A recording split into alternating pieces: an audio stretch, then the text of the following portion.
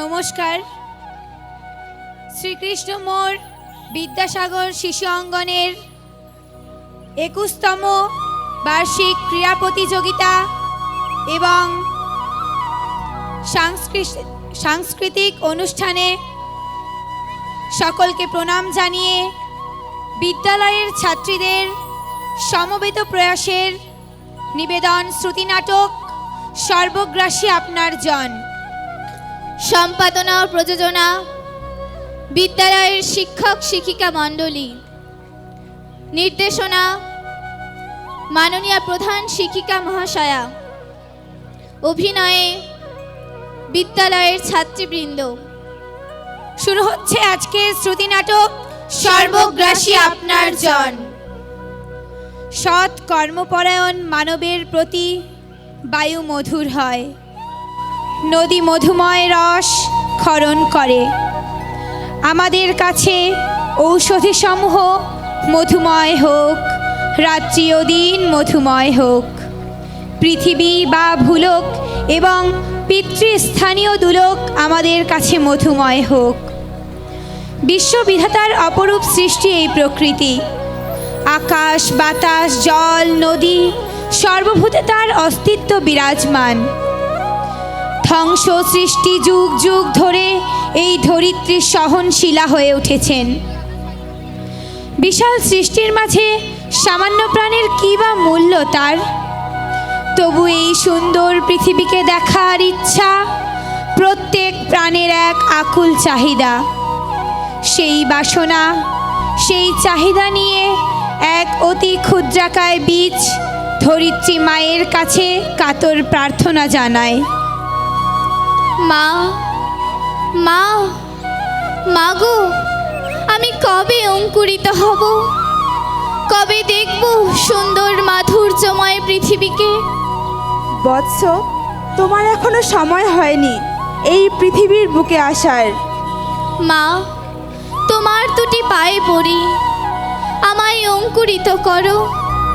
আমি নয়ন ভরে তোমায় দেখতে চাই। তুমি তো অঙ্কুরিত হবেই, সময় হলেই হবে। মায়ের প্রাণ সন্তানের কথায় কেঁপে ওঠে।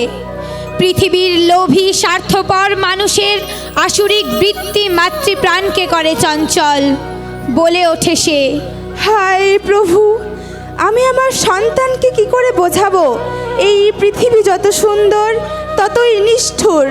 তারা আমার সন্তানকে আমার সামনে জীবন্ত অবস্থায় নিজের স্বার্থে নির্দ্বিধায় কেটে ফেলবে। প্রভু, প্রভু, আমায় শক্তি দাও, আমার সন্তানকে রক্ষা করো। মা, মা, বলো মা, বলো।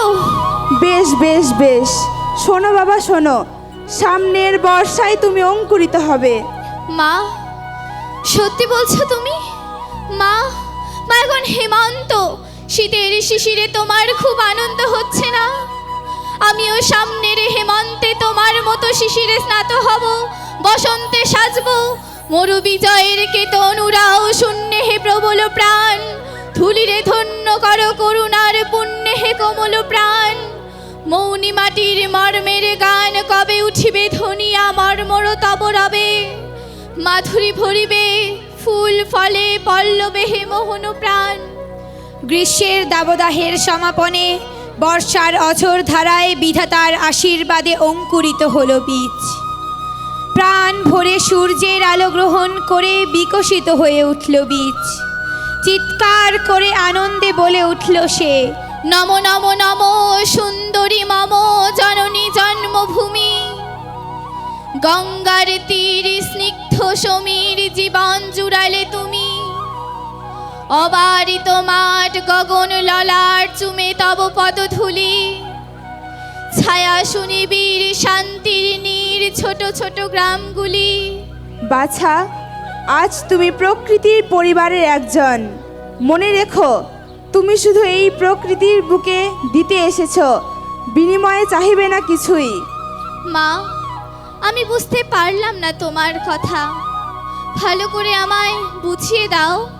তবে শোনো ভালো করে, এই প্রকৃতি তোমায় জল, আলো, বাতাস দেবে, তার বিনিময়ে তোমায় দিতে হবে প্রাণ। প্রাণ? হ্যাঁ, প্রাণ, যা জীবজগতে দরকার। প্রাণবায়ু, তুমি হবে সকলের পূরক। মা, আমি তোমায় কথা দিচ্ছি, আমৃত্যু এই পৃথিবীর প্রাণীকে রক্ষা করব। আমি সারা জীবন দিয়ে যাব প্রাণবায়ু। ধীরে ধীরে বেড়ে চলল অঙ্কুরিত বীজ। প্রকৃতির কোলে আনন্দে আত্মহারা সে বলে উঠল, এসো নিপবনে ছায়াবিথি তলে, এসো করো স্নান নবধারা জলে। দাও আকুলিয়া ঘন কালো কেশ, পরদেহ ঘেরি মেঘনীল বেশ। কাজল নয়নে জুথিমালা গলে, এসো নিপবনে ছায়াবিথি তলে। ধীরে ধীরে বৃক্ষে পরিণত হলো অঙ্কুরিত বীজ। ঝড় জল বৃষ্টিকে উপেক্ষা করে সে মানুষ প্রকৃতির সাথে লড়াই করে নিজের অস্তিত্বকে টিকিয়ে রাখল। আজ সে বনস্পতি, সকলকে উদাত্ত কণ্ঠে বলে উঠল, মৃত্তিকার হেবীর সন্তান, সংগ্রাম ঘোষিলে তুমি মৃত্তিকারে দিতে মুক্তিদান।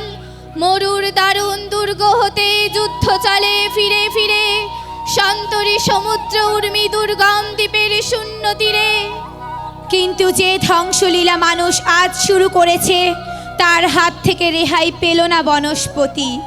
ধীরে ধীরে তার অঙ্গ প্রত্যঙ্গ শাখা প্রশাখা কেটে তাকে স্বার্থলোভী মানুষেরা পঙ্গু করে দিল।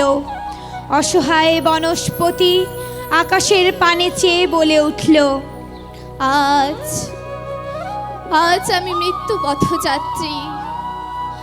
আমি তো কারো ক্ষতি করিনি, সকলকে আশ্রয় দিয়েছি, সকলের ঘর করেছি, ছায়া দিয়েছি, প্রাণ দিয়েছি। তবে তবে আজ কেন কেন এমন আমার পরিস্থিতি? প্রভু প্রভু, একটি প্রশ্ন তোমায় এবং এই পৃথিবীর সচেতন মানুষদের, যাহারা তোমার বিষাইছে বায়ু নিভাইছে তব আলো। তুমি কি তাদের ক্ষমা করিয়াছ? তুমি কি বেসেছ ভালো? কিন্তু কেন কেন তারা আমাদের এত অবহেলা করে? মা মা মাগো, আজ আমি বড়ই ক্লান্ত নিঃসঙ্গ। এখন বুঝতে পারছি কেন তুমি আমায় এই পৃথিবীর বুকে পাঠাচ্ছিলে না। ধীরে ধীরে আমার প্রাণ প্রকৃতিতে বিলীন হবে। তবু বলে যেতে চাই, বাণী শূন্য ছিল একদিন, জল স্থল শূন্য তল, ঋতুর উৎসব মন্ত্রহীন। শাখায় রচিলে তব সঙ্গীতের আদিম আশ্রয়, যে গানে চঞ্চল বায়ু নিজের লোভিল পরিচয়। তাই আমি তোমার আশ্রয়ে শান্তি দীক্ষা লোভিবারে, শুনিতে মৌনের মহাবাণী দুশ্চিন্তার গুরুভারে। নত শীর্ষ বিলুণ্ঠিতে শ্যাম সৌম্য ছায়া তলে তব, প্রাণের উদার রূপ রসরূপ নিত্য নব নব। হে পৃথিবীর সর্বকালের সর্বশ্রেষ্ঠ জীব মানুষ, তোমাদের বলে রাখি শোনো, শোনো চেতনার স্বরূপ মানহুষের অহংকারী রূপী অর্বাচীন দল। একদিন তোমারও সন্তান এই প্রাণবায়ুর জন্যে তোমার সামনে ছটপট করে মৃত্যুবরণ করবে। তুমি অসহায়ের মতো তাকিয়ে থাকবে, যেমন আজ আমি অসহায়। কি ক্ষতি করেছি তোমাদের? কত আশা কত স্বপ্ন নিয়ে এসেছিলাম পৃথিবীর বুকে। আজ কি কদর্যরূপ মানবের? তোমরা একদিন বলতে বাধ্য হবে, দাও ফিরে সে অরণ্য লয় নগর, লও যত লৌহ লোষ্ঠ কাষ্ঠ প্রস্তর। হে নব সভ্যতায় হে নিষ্ঠুর সর্বগ্রাসী, দাও সেই তপবন পূর্ণ ছায়া রাশি। আজ আমি তৃপ্ত, শান্ত, পূর্ণ। মায়ের কথা রাখতে পেরে আমি তৃপ্ত। হ্যাঁ হ্যাঁ, আমি তোমাদের শুধু দিয়ে গেছি। বিদায় বিদায় বন্ধু, বিদায়। উফ উফ, খুব যন্ত্রণা হচ্ছে মা, খুব কষ্টে ভেতরটা ফেটে যাচ্ছে। মা মা মাগো, কোলে তুলে নাও আমায়, কোলে তুলে নাও। বনস্পতির নিথর দেহ ভুলুণ্ঠিত ধরাতলে, সর্বগ্রাসীদের উল্লাসে বনস্পতির নিথর দেহ আজ কালের সাথে প্রবাহমান। অঙ্কুর বীজের স্বপ্ন আজও শাশ্বত। ক্ষুদ্র আমি তুচ্ছ নই, জানি আমি ভাবি বনস্পতি। বৃষ্টির মাটির রসে পাই আমি তার তো সম্মতি। সেদিন ছায়ায় এসো, হানো যদি কঠিন কুঠারে, তবু তোমায় আমি হাতছানি দেব বারে বারে। ফল দেব, ফুল দেব, দেব আমি পাখির কুজন। একই মাটিতে পুষ্ট তোমাদের আপনার জন, তোমাদের আপনার জন, তোমাদের আপনার জন। নমস্কার।